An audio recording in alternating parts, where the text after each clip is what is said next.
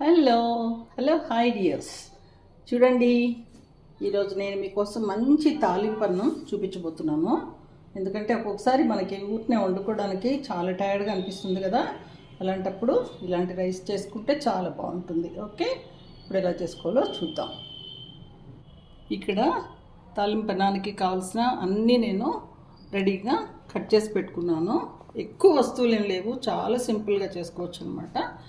Okay, ఇప్పుడు ఒక బౌల్లో 1 కప్పు రైస్, అంటే మాకు ఇద్దరి కోసం అనమాట, ఉంటే 4 కూడా సరిపోతుంది అట్లా.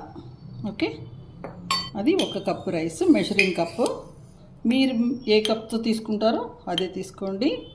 దాంట్లో 1/2 కప్పు అనమాట, 1/2 కప్పు పెసరపప్పు. ఇట్లాగా నీళ్లు పోసి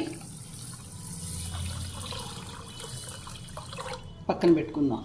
ఓకే, స్టవ్ వెలిగించి ప్యాన్ పెట్టుకున్నాను. ప్యాన్లో నెయ్యి వేసుకుంటున్నా. ఒక 2 టీ స్పూన్స్ నెయ్యి, లేకపోతే నూనె కూడా వేసుకోవచ్చు. కొంచెం నెయ్యి వేసుకుంటే బాగుంటుంది. చూడండి, నూనె కూడా 1 టేబుల్ స్పూన్. ఓకే, నూనె వేడెక్కింది. ఇప్పుడు ఒక పెద్ద దాల్చిన చెక్క 1 వేసుకుంటున్నాను. 1 పలావ్ ఆకులు 2, మిరియాలు కొంచెం, అంటే 1 టీ స్పూన్ అంత, కట్ చేసి పెట్టుకున్న 1 ఉల్లిపాయ, 4 పచ్చిమిరపకాయలు, అవి కూడా చీల్చాను, అంటే 2గా చేసా. ఫ్లేమ్ హైలోనే పెట్టుకుని చక్కగా దోరగా అయ్యేంత వరకు వేయించుకుందాం. ఉల్లిపాయలు చక్కగా ట్రాన్స్పరెంట్గా అవుతున్నాయి కదా. ఇప్పుడు 2 ఎండుమిరపకాయలు.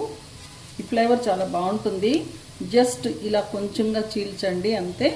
చీల్చి వేసేద్దాం. అప్పుడు గింజలు బయటకు రాకుండా ఉంటాయి, ఫ్లేవర్ మట్టుకు వెళ్తుంది. ఇప్పుడు ఒక 1 teaspoon ginger garlic paste వేస్తున్నా. కొంచెం వేగనిద్దాం దీన్ని. అప్పుడే గుమగుమలు స్టార్ట్ అయిపోయినాయి అన్నమాట. అంత బాగుంది, ఆ చిన్న మసాలాతో బాగుంది. ఇప్పుడు నేను కోసి పెట్టుకున్న 1/2 కిలో బీన్స్, ఇవి కడిగి శుభ్రంగా ఇలా ముక్కలుగా కోసుకున్నాను. అదే సైజుకి క్యారెట్స్, 2 క్యారెట్స్ కట్ చేసి వేసుకున్నా. అంటే కొంచెం ఇలా యూనిఫామ్గా వేసుకుంటే బాగుంటుందన్నమాట చూడటానికి. మీరు ఏ సైజు అన్నా కోసుకోండి, కానీ 2 ఒకేలా కోయండి. ఇంట్లో ఎవరికన్నా అప్పచెప్పండి, ఆ పని చక్కగా చేసి పెడతారు. ఇలా వేయించేటప్పుడే 1 టీ స్పూను ఉప్పు వేసుకుంటున్నాను. కొంచెంగా కలర్ కోసం కొంచెం పసుపు, 1/4 టీ స్పూన్ కన్నా తక్కువ. ఉప్పు వేసుకోవటం వలన చక్కగా కూరగాయలు మంచిగా రుచిగా వేగుతాయి. ఫ్లేమ్ మీడియంలో పెట్టి 1 నిమిషం మూత పెడుతున్నాను. ఈలోగా నేను బియ్యం పప్పు కడుక్కుంటా. ఓకే, చూడండి, ఇప్పుడు మూత తీసేసా. మంచిగా వేగినాయి. నూనె చూడండి ఇలా సెపరేట్ అవుతున్నాయి కదా. ఇప్పుడు కడిగి పెట్టుకున్న బియ్యం వేసుకుందాము. బియ్యం పప్పు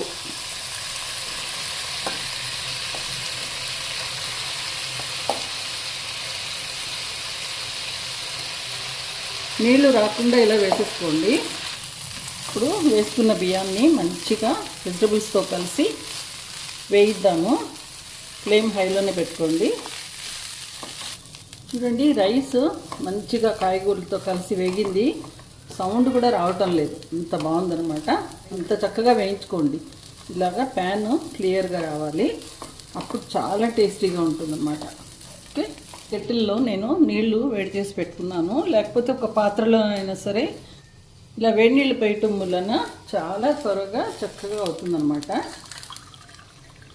ఇప్పుడు మెజర్ చేసుకుంటున్నాను నీళ్ళు.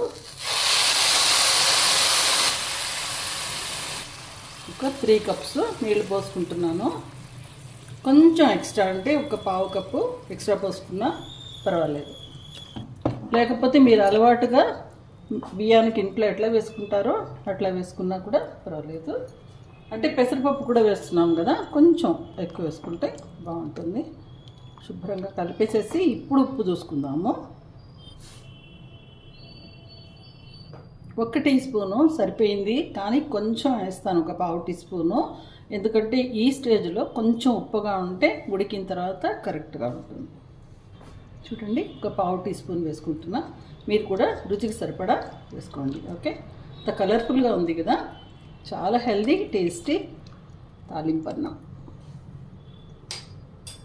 మూత పెడుతున్నా, మీడియం ఫ్లేమ్ మీద అయ్యేంత వరకు ఉడకనిద్దాం. అన్నం ఒక్కసారి చెక్ చేద్దాము. చూడండి, మంచిగా ఉడుకుతుంది కదా. ఒక్కసారి కలుపుతున్నాను. ఫ్లేమ్ మీడియంలో పెట్టుకుందాం. ఇప్పుడు రైతా కోసం పెరుగు పెట్టుకున్నాము, చికెన్ పెరుగు.